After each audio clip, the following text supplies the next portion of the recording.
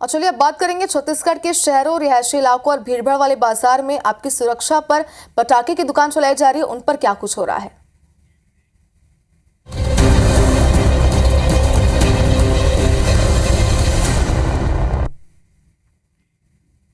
तो बिलासपुर के कई रिहायशी इलाके बारूद के ढेर पर बैठे हुए हैं। जहां हादसा हुआ तो गंभीर परिणाम भुगतने पड़ सकते हैं। पेश है एक्सक्लूसिव इस पर पूरी एक रिपोर्ट।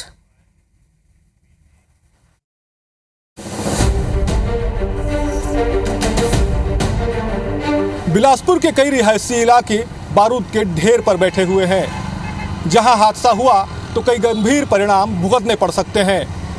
तोरवा क्षेत्र में पटाखा दुकान में भीषण आग की घटना के बाद अब ये सवाल उठने लगे हैं।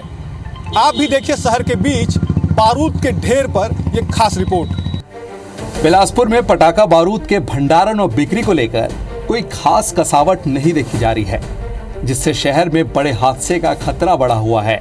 ताजा मामले में तोरवा क्षेत्र में पटाखा दुकान में हुए भीषण आग की घटना इसका बड़ा उदाहरण है। शहर के रिहायशी क्षेत्र, बाजार और तंग गलियों में धड़ल्ले से पटाखे दुकान और गोदामों का संचालन हो रहा है। जो स्थिति है, शहर बारूद के ढेर पर बैठा नजर आ रहा है। हम इस वक्त मौजूद हैं जूनी लाइन क्षेत्र में और आपको तस्वीर दिखाते हैं। देखिए जूनी लाइन क्षेत्र में यहाँ पर एक ये पटाखा गोदाम है। MP फायर वर्क्स तरफ से ये गोदाम यहाँ पर संचालित होता है।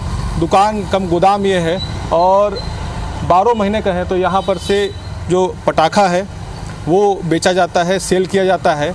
और सबसे बड़ी बात जो लगातार हम सवाल उठा रहे हैं, देखिए किस तरह से तंग गलियों के बीच में इन दुकानों को, गोदामों को परमिशन दिया गया है। इन तंग गलियों में ना तो फायर ब्रिगेड पहुँच पाता है, न ही यहाँ पर सुरक्षा को लेकर कोई इंतज़ाम किए जाते हैं, और जिसकी वजह से बड़ा नुकसान यहाँ पर शहर को उठाना पड़ता है। बहुत सारी घटनाओं और दुर्घटनाओं के बाद भी आज भी अगर बारूद शहर के अंदर है तो यह बड़ा दुर्भाग्यपूर्ण है। और जब दुर्घटना होती है वहाँ पर तो फायर ब्रिगेड का पहुँचना बड़ा ही कठिन कार्य है। शहर में IBC 24 ने अलग अलग दुकानों में पहुंचकर पड़ताल की और दुकानदारों से बातचीत की। हम इस वक्त मौजूद हैं शहर के सरजू बगीचा क्षेत्र में। आप देखिए सरजू बगीचा का ये क्षेत्र है। सबसे पहले यहाँ की गलियों को आप देखिए किस तरह से यहाँ पर जो सकरी गलियाँ हैं और इन्हीं गलियों से तमाम वाहनों का आवागमन होता है, लोगों का आवागमन होता है। यहाँ पर कई फ्लैट हैं, अस्पताल है, सामुदायिक भवन है, रहवासी कॉलोनियाँ हैं। यहाँ पर सकरी गलियाँ हैं और इन्हीं गलियों के बीच में इधर आप तस्वीर देखेंगे ये पटाखा का यहाँ पर गोदाम और दुकान है। और 12 महीने अगर कहें तो यहाँ पर ये पटाखा का दुकान और गोदाम संचालित होता है। ऐसे में समझा जा सकता है अगर यहाँ पर कोई चूक होती है तो उस चूक के बाद क्या कुछ हालात यहाँ पर होंगे, क्योंकि इन तंगलियों में न तो फायर ब्रिगेड की गाड़ियाँ पहुँच पाएंगी, न ही बचाव के कार्य को यहाँ पर ठीक से अंजाम दिया जा सकेगा। स्थिति ये होगी कि यहाँ पर इसकी वजह से लोगों को बड़ा नुकसान हो सकता है। लेकिन उसके बावजूद हम कहें तो शहर के बीचों बीच रिहायशी क्षेत्र में इस तरह से तमाम पटाखा के दुकान और गोदाम संचालित हो रहे हैं। जो हुई घटना वो बहुत दुखद है, मगर वो नहीं होनी चाहिए थी। उन्होंने भी रखी थी सुरक्षा, मगर अब नहीं हुई उनसे मैनेज। और हमने तो बहुत सुरक्षा रखी है भैया, यहाँ रेत भरपूर रखी है, फायर सिस्टम रखे हैं और समरसिबल पंप लगा हुआ है और खुला है बिल्कुल। गांधी चौक में IBC 24 ने शहरवासियों से राय जानी। हम इस वक्त मौजूद हैं गांधी चौक जूना बिलासपुर क्षेत्र में। यहाँ पर भी बाजारों के बीच में पटाखा दुकानें जो हैं वो संचालित हो रही हैं। आप देखिए तस्वीर कि किस तरह से ये मुख्य मार्ग है और यहाँ पर भी अगर कहें तो दिन भर लोगों का आवागमन होता है। बड़ी संख्या में यहाँ पर कोचिंग इंस्टीट्यूट हैं, रहवासी क्षेत्र हैं, व्यावसायिक कॉम्प्लेक्स हैं और उसके बीच अगर कहें तो यहाँ पर भी पटाखा दुकानों का संचालन होता है।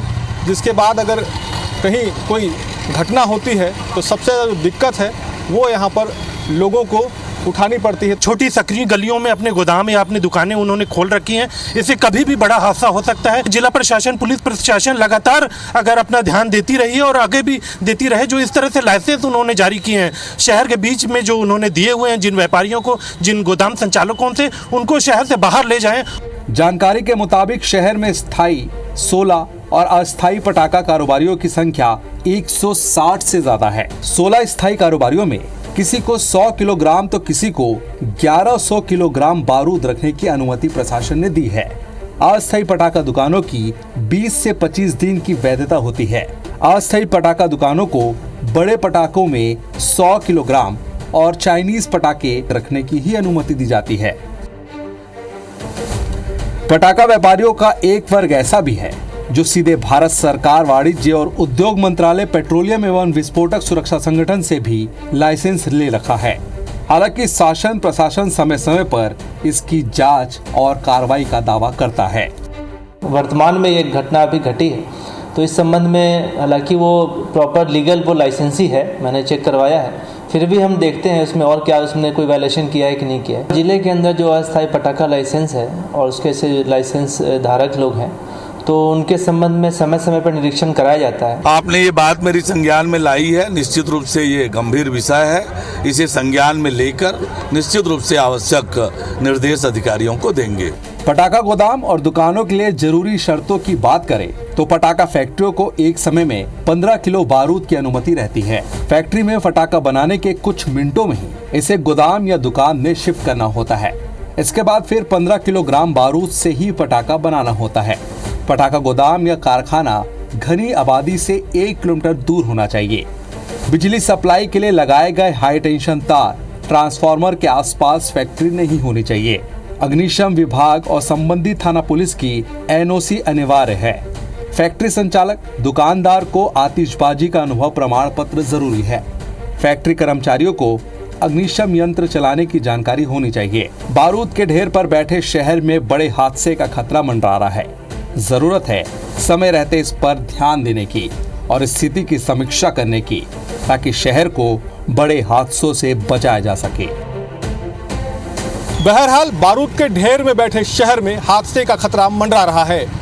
जरूरत है समय रहते इस पर ध्यान देने और स्थिति की समीक्षा करने की, ताकि शहर को हादसे से बचाया जा सके। कैमरामैन सतीश मिश्रा के साथ जितेंद्र थवाइत, IBC 24 बिलासपुर।